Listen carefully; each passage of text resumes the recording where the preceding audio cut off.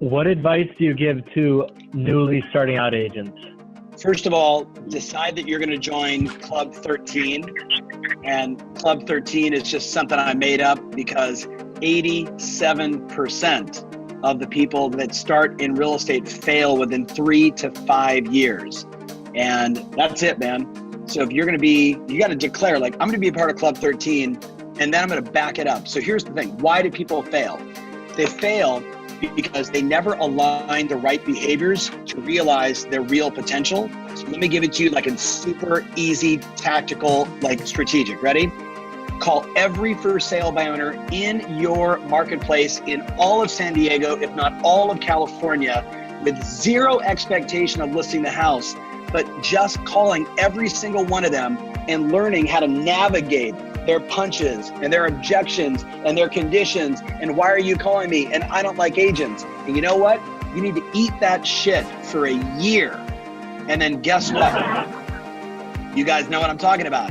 You do that for a year and every single person you talk to for the rest of your career will be super easy because you went after the DIY person, the harder person, and if not for sale by owners, expired listings. I'll add one thing to that. You got to recognize that if you're a brand new agent, you are a startup company, right? Like you can't relate to it like I'm an agent on Kyle Whissel's team. No, you're a freaking startup company. And when you think about a startup company, what do we know? They put in ridiculous amount of hours, right? They they get in there and they know the first year, they're not going to cash in on $1 million.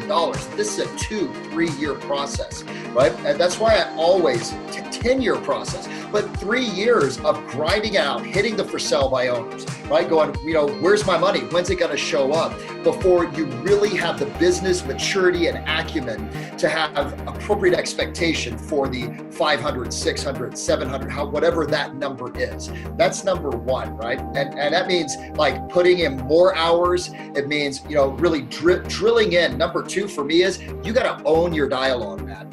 I watch Tom, right? And I just go, he owns every single word. There's no doubt anyone has any lack of belief. And why is that? Because he owns it. He knows it, right? He knows what he is going to say. So for all of you that have been at Sales Edge, you know me, guys, you have got to take the scripts and you got to certify yourself. You have to get that down 100% the way that it's written, and then start tweaking it, start making it your own, right?